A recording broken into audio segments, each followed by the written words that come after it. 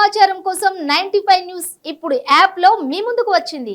వెంటనే డౌన్లోడ్ చేసుకుని news update తెలుసుకోండి. ప్రతి క్షణం ప్రజాక్షేమం కోసం. Welcome to 95 news. ప్రతిక్షణం ప్రజాక్షేమం కోసం. నేను మీ మాధురి. ఈరోజు మనం గాంధీ భవన్లో ఉన్నాము.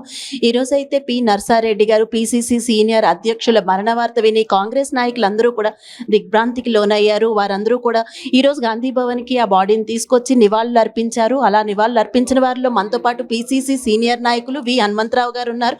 ఒక్కసారి వారితో మాట్లాడేద్దాము.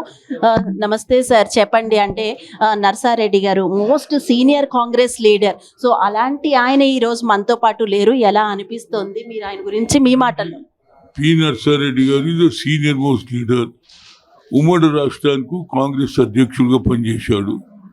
అదేవిధంగా ఆయన రెవెన్యూ మినిస్టర్ కూడా ఉండే వెంగళరావు క్యాబినెట్లో నీతి నిజాయితీ కలిగిన వ్యక్తి.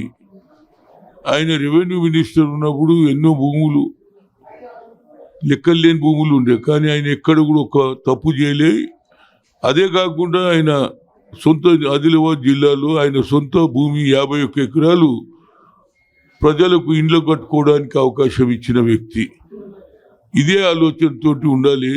ఎందుకంటే ఆయన ఇవాళ కాంగ్రెస్ పార్టీ పవర్లో వచ్చింది కాబట్టి ఆయన కాంగ్రెస్ పార్టీకి ఉపయోగపడేవాడు, సలహాలు ఇవ్వడానికి. అలాంటి వ్యక్తి చనిపోవడం నాకు చాలా బాధ ఉన్నది.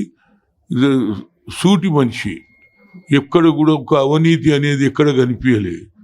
అలాంటి వ్యక్తి వచ్చే తరం వారు కూడా అదే అడుగుజాడలో ఉన్నారు. ఇవాళ రేపు రాజకీయాలు రావడమే, సంపాదించడం అలవాటైంది.